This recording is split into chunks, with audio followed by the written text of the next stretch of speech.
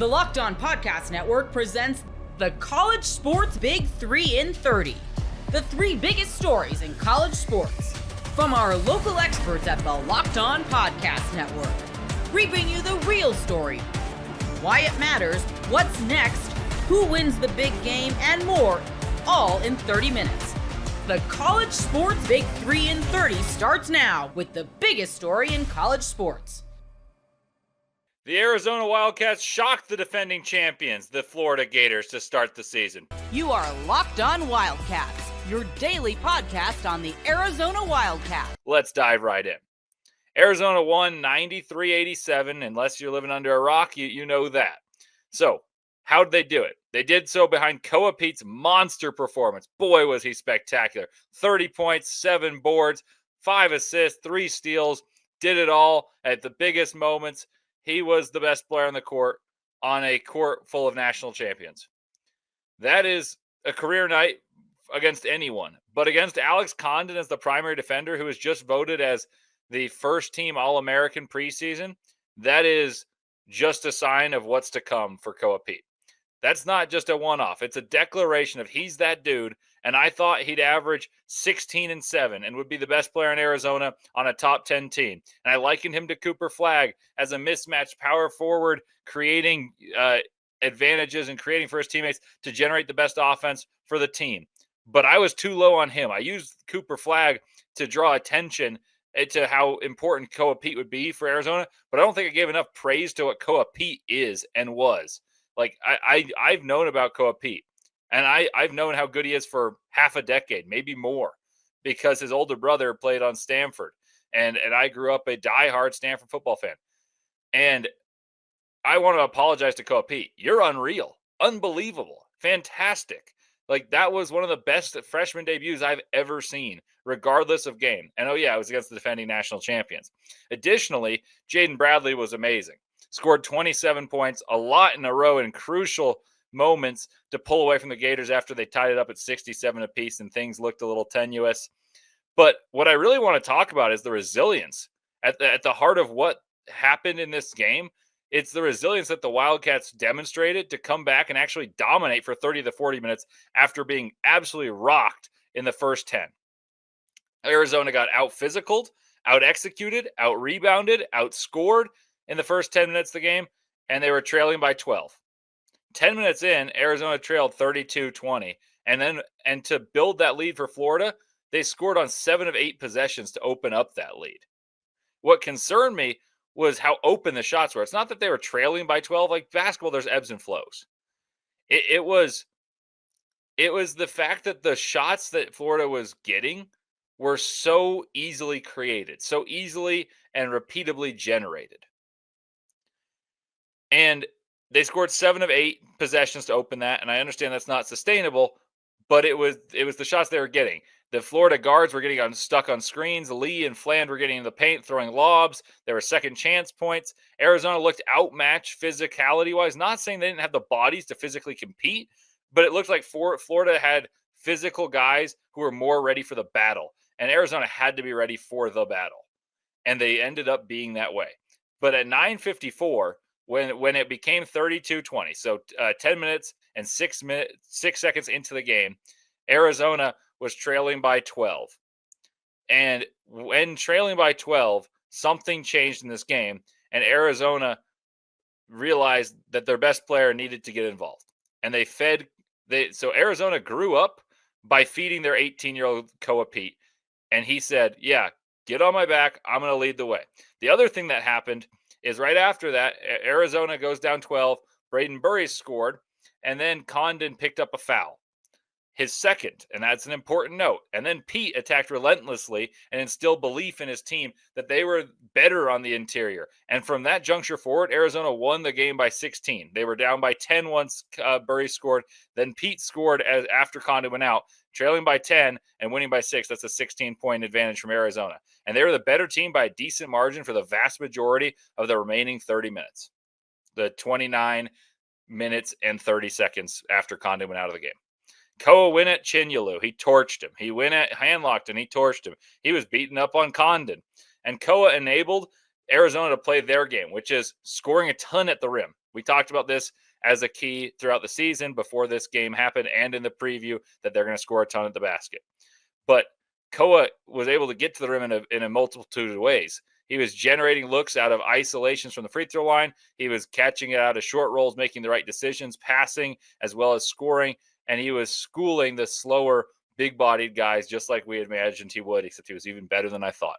Additionally, Pete began to impose his will on defense as the team switched 1 through 4 with the 5 playing drop coverage, and that really started to irritate the Gators and let the Wildcats' athleticism impact the game. And Koa got a few steals and a few transition baskets out of it. Awaka, by the way, was good in the first half and physically battled Chinyelu, and I think that's going to be something that gets swept under the rug and not noticed much. But I wanted to point that out, because in my notes, I noticed Arizona started playing better when he was on the floor in that second half of the first half. So if you will, if this game was divided into 4 10-minute quarters, the second quarter, Awaka was very good. And he even helped Arizona catch up and lead at the half in rebounding. And that is really important. That was the catalyst for Arizona winning. The attitude and confidence that Pete showed, the chutzpah he had, and he demonstrated when they needed it most, was vital, and I believe really is going to set the tone for the entire season. That's what excites me the most about Arizona. There was a similar juncture in the second half where I felt Arizona went away from Pete and Florida caught up. They played Thomas Houck at the 4 and started building some momentum. And then Jaden Bradley, whom I blamed a little bit for the lull in scoring when they went away from Koa Pete, but then he rebounded by scoring 10 straight for Arizona by doing what he does best. That's going downhill and putting pressure on the rim, getting to his right hand. And he did that time and time again. He and Pete combined for 57, and they'll be formidable all season long. I told you guys I think they're the best 2 players before the season. That's nothing crazy. I didn't reveal anything new there, but this type of performance reveals a lot.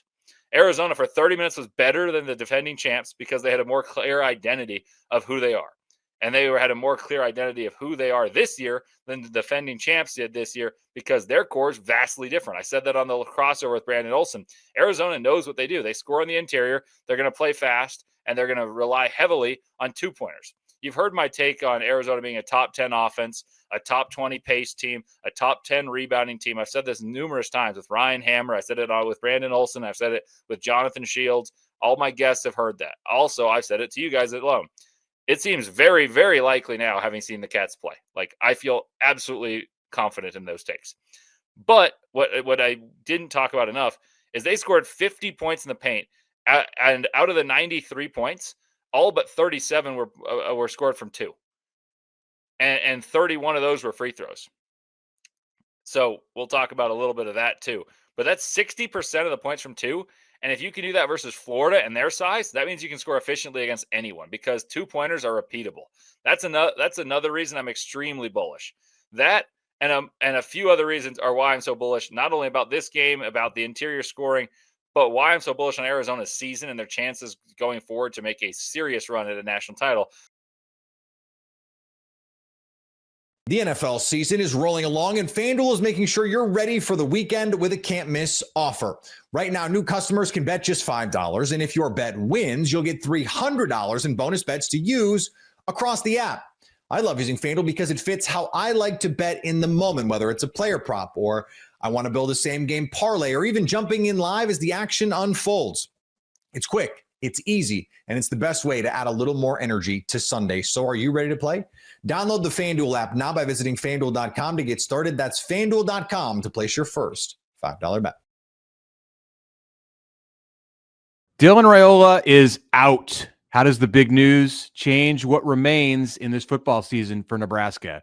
You are Locked On Nebraska, your daily Nebraska Cornhuskers podcast. I got news yesterday early afternoon that the injury to Dylan Raiola is in fact a season-ending injury. He will miss the final 3 games of the regular season with a broken fibula, and of course the second iteration of Nebraska's season and the final iteration of Nebraska's season begins today, and it looks a whole lot different without Dylan Raiola at quarterback. This is obviously a fork in the road or like a sharp turn for Nebraska. Now the ball goes to TJ Lateef, the true freshman. We'll get to what that means here in this episode. We should just take a moment to say what it means for Raiola.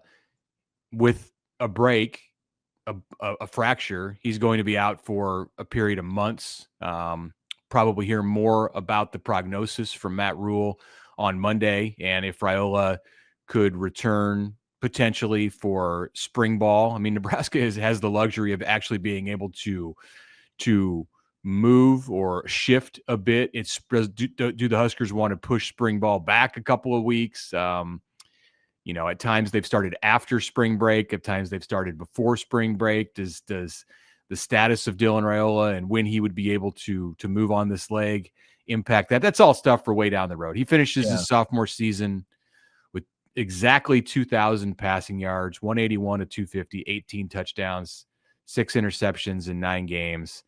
And clearly the Nebraska offense has to adjust. Dana Holgorsen has to adjust.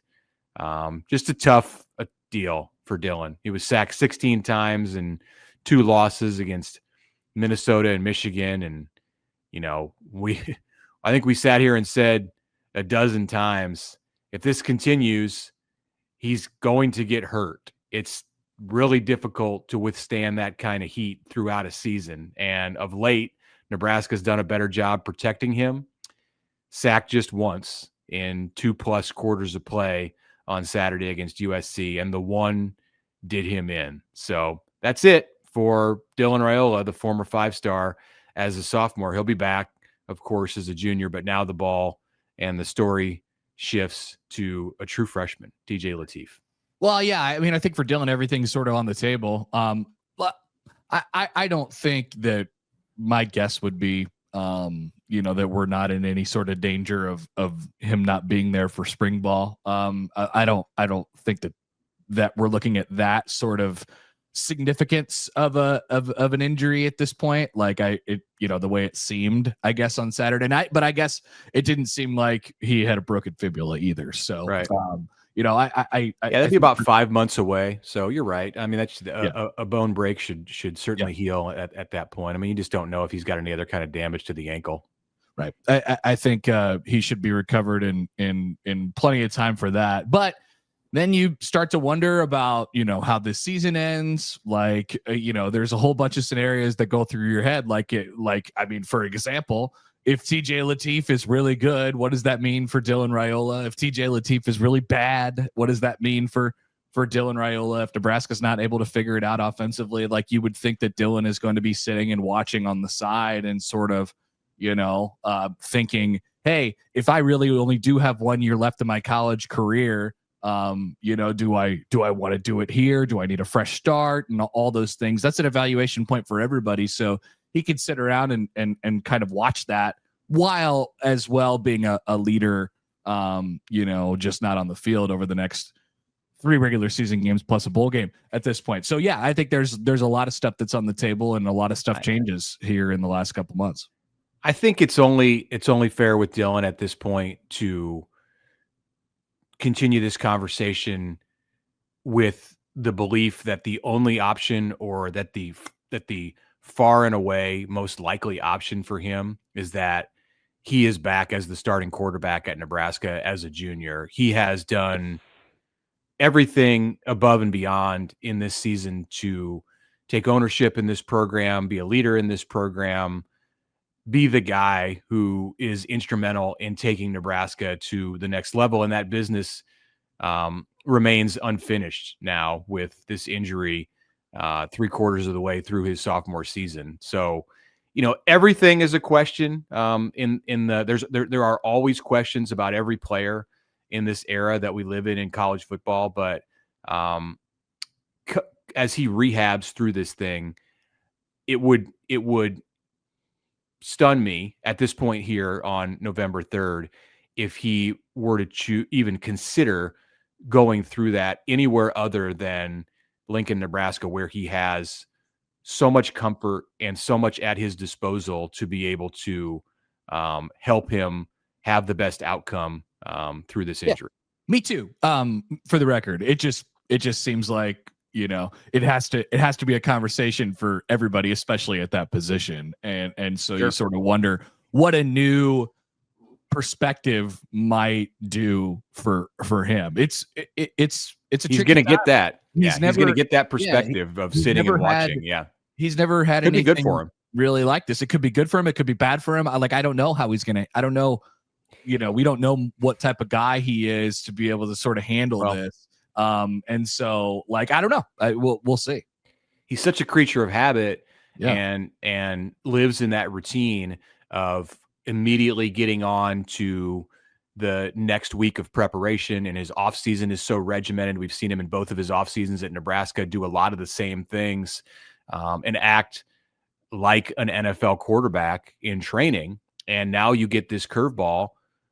This is something that NFL quarterbacks have to go through. Look at the injury list in the NFL, and you happened to Jaden Daniels yesterday.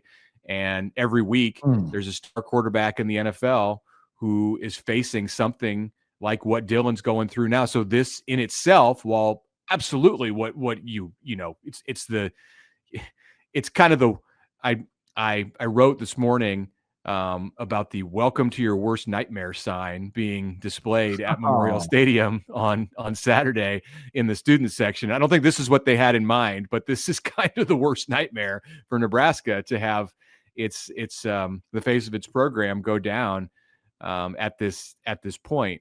I mean, Dylan can now have this experience of rehabbing and knowing how to deal with a difficult, unexpected situation before he goes off on the next journey of his football career, which presumably will come a little over a year from now. If all goes well through this rehab and he has the junior season that he hopes to have and that he's set himself up to have with this year, which was an improvement over his freshman year, then in 2027, he's going to be preparing for the NFL draft. And this best case scenario, shining a silver, looking at it from a silver lining point of view, this will help him prepare for both his junior year and his NFL career and beyond. The Dylan part is super interesting, but there's a lot of questions or thoughts in there that can't really be addressed until, at the very least, he returns to practice, and then probably he returns to a game, which is to start next year. But there's a lot of things that and we're going to spend a lot of time in this podcast just asking questions. I think there is a very interesting inflection point, obviously, in the career of TJ Lateef right now. That is about to happen over the next 3 games. There is a very interesting inflection point, I think, for Dana Holgorsen and how he designs an offense, and what does that do to him, and the options sort of become a little bit more concise and limited. Is that a good thing for the offense? Is that a bad thing for the offense? And then Matt Rule, they got to finish this season with a couple wins here. They can do it. Yeah. The season is not lost. Yeah. Yes. Yeah. Let's start quickly with Lateef. And I think this is so interesting because now we're going to know what Nebraska has in TJ Lateef going into 2026 based on the way the next 4 weeks, 3 games, and the bowl game go for him. He's going to have an opportunity to get a jump start on what could become the future for Nebraska. They're going to presumably go back to Raiola next year. And Lateef is somebody, he's getting an audition right now too. Let's not gloss over that. TJ now gets an audition, not just for Nebraska, but he'll face a decision after this season as well on what his future looks like, whether it's at Nebraska. And this is a great opportunity for him to go out and show what he's got, and a great opportunity for Nebraska to see what it has in potentially its long-term future starting quarterback beyond 2026. Or maybe there's I don't know what next season looks like. And I was going to say a QB competition, but let's let TJ get a couple starts under his belt before we break that out. Is the future for Nebraska Dayton Raiola and Trey Taylor, or is it TJ Lateef? We're going to have a lot better idea of that after we watch November football. Yeah, I mean, at least you'll have, like you said. I mean, we had spent a lot of time, or some corners of the internet and the Nebraska fan base spent a lot of time this season asking about TJ Lateef and what he was up to and how can we get this guy in the game. And there's a certain element to the backup quarterback where until, you really like him or you really like the idea of him because you've had the little appetizer. He played well in the Houston Christian and the Akron games. So now we get the full meal. Like if you're the chef at the restaurant, you gotta really show it all.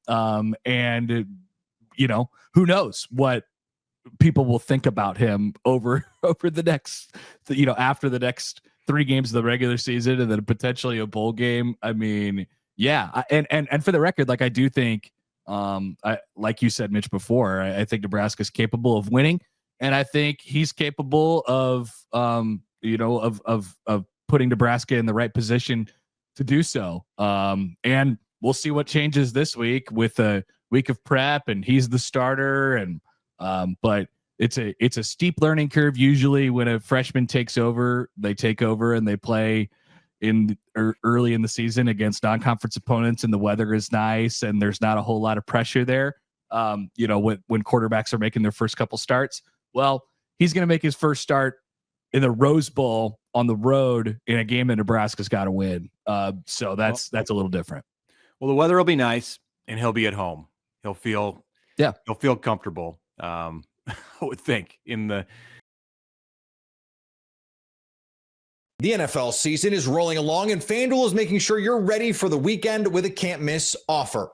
Right now, new customers can bet just $5, and if your bet wins, you'll get $300 in bonus bets to use across the app.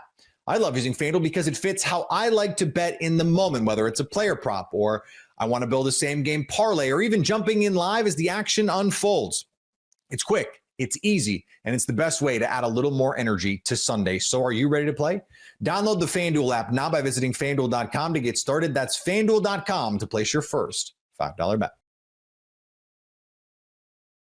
Mike Shula has been fired, and while we will never celebrate someone losing their job, we will definitely celebrate something positive happening to the program. And I don't want to say I'm celebrating too much, but I will tell you right now,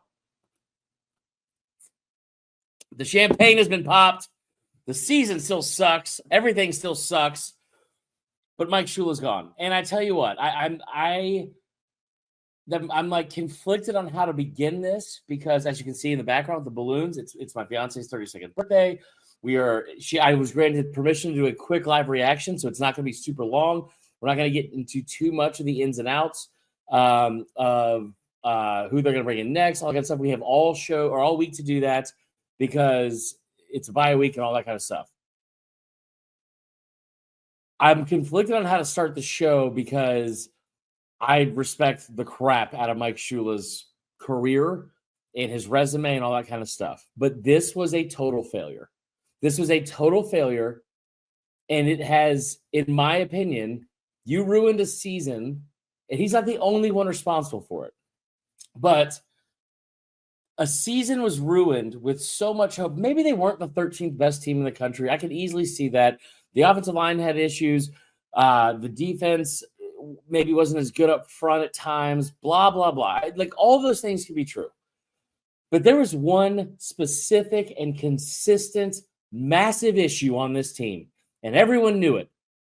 We all have 2 eyes. I have 4, and all of us saw it over and over and over again each week. The man didn't have 350 yards of offense in any game since the bowl game. Last night, this team had 235 yards of offense, and I don't think it was even the lowest on the season. It was so bad. And here's the worst part of it. If it was bad with Jake Bentley as quarterback, if it was bad with Ryan Helinski at quarterback, if it was bad with, anyone else at quarterback, fine. It was bad with one of the most physically talented players you have ever had step on this campus. You were gifted on a silver effing platter the job to be offensive coordinator for a preseason top 15 team with a potential top 10 overall pick. And I don't want to hear anything about the Norris crap. I get it.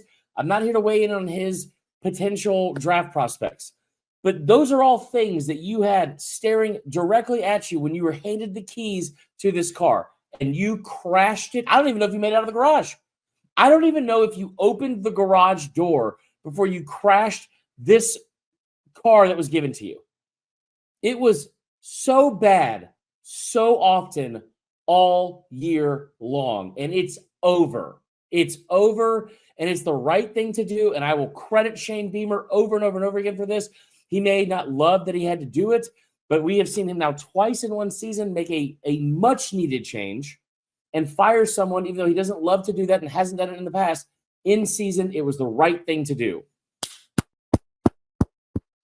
Bravo. Bravo. That's what big-time football is in this state. The season's over. There's still nothing to play for. You have to win out to get to a bowl. No part of me thinks they're going to go to College Station and win that game. But you know what? No, you know what I do have now? You know what I do have now going into the final part of the season? Because I think they beat Coastal. I think they beat Clemson. I have this awful thing that I have not. It's not awful. I have this thing that I haven't had since week 2 of the season, and it's hope. And it's like this assumption that we're going to go out and see all these talented players on your team go out and do the things that they're talented enough to do, because we don't have someone running on 4th and 1, the most east-west bullcrap, like with a backup running back imaginable, to try and gain 1 yard. It's over. It's over. It's over. Thank God. Thank God. No, Jacob, it's real. It's very real. As reported by 247 Sports right now, South Carolina is moving on from Mike Shula. Mike Shula is done calling plays, according to Tony Morrell of the Big Spur. The news came less than 24 hours after the 30-14 loss to Ole Miss. Here's the thing. It's you cannot give him that much credit. It should have been done. I don't even disagree with that. But at least it effing happened, man. At least it happened. I could not imagine having to watch another week of that. And like early Christmas. And that's like, there's still a very real part of me that's very frustrated. Like I'm still so frustrated because it's like, I feel like you look back, you're going to look back at this season now. And now we are in this scenario. Oh my God. I think Hugh Freeze is also getting fired. What, the best day ever in this household? My Auburn grad fiance, and now this? This is incredible. I used to pray for times like this. Okay, so here's a great question, and here's the thing. Like I said at the start of this, these are all very valid questions. We'll dive into this all week. It's not going to be today. Just a full-on understanding what today's show is going to be. I just want to cycle back through this. Beyonce's birthday's today. Whole family's coming over. I was not planning on doing a show today. Found out a couple minutes ago, right before I was about to jump in the shower. I'm still wearing the same thing I wore last night. That Shula was fired, so I wanted to come on and do a quick show. We'll talk about all the potential people who are going to come in. It's done. Allie, are you in a towel? No. Get off the camera. Okay. That's my fiance in a robe back here. We just got all the highlights of this show. He pretty inspired. All right, we have to get back to this. We got it all on this show. I did not expect this to happen. Who knows what happens when you go live, guys? My God. So here's the thing, though. You're going to look back at this season. I love you guys. I appreciate the comments here. That was big. No, here's the thing. I'm trying to compose myself, guys. I'm happy this is done, but there's still a very real part of me that's still so pissed. I'm so pissed that we had to wait this long to see this happen, and I'm so pissed at having to see all of these things happen to a team that like I said this last night, and I was having a hard time articulating it because I was so mad. But okay, Princely, it's not that deep, but yes, but yes, you're also right. It's her birthday that we had to let her slide. That's you're not wrong, but it's her birthday. We had to let her slide. Here's the thing. I feel like the way that this thing happened last night, I was so frustrated because it's like you're going into this game and you're annoyingly. That's the best way I know how to put it. you're frustratingly in the game. There's part of me that would always be like, I'd rather get blown out, and they ended up pretty much getting blown out. But I would have rather have it not been close than doing what they do every game, which is like what they did against Mizzou. It's what they did against Bama. And it's like all those things and not you do all those things horribly offensive, like on offense, consistently moving back, consistently like shooting yourself in the foot, turnovers, false start penalties, pre-snap penalties, all that crap. You do it over and over and over again, and you're still somehow in the game. And it's like, how the blank are we in this game? How are you in this game? And then here we are. This is the best point that I will. I hear you. I hear you. The SEC is wild this year. Bryles or Buster Faulkner are my first two calls. I don't. Kendall Bryles, I'm assuming is what you mean. Gus Malzahn should be on the list. Buster Faulkner, former Parkview High School alum. They got some good ones here. I'm on board with all that. I don't think that he is going to leave Tech for another OC job, but I would offer him $2 million and make him say no, because he's already one of the best signal callers in the game. The other thing too is you have to figure out what you want to do identity wise on offense, because like now I'm just like pissed all over again. Because it's like, dude, how many of these OCs that we're going to see come in? Gus Malzahn, the other stuff with what we think about with sorry, I'm hyped up. The other stuff with Buster Faulkner, like what this offense could have effing been with Lenore Sellers and company if they were already in place. And that part sucks. Like that part sucks. So it is very, very frustrating, but still at least it's come to an end. I love the fact that you're doing this now. Figure out how this looks going forward.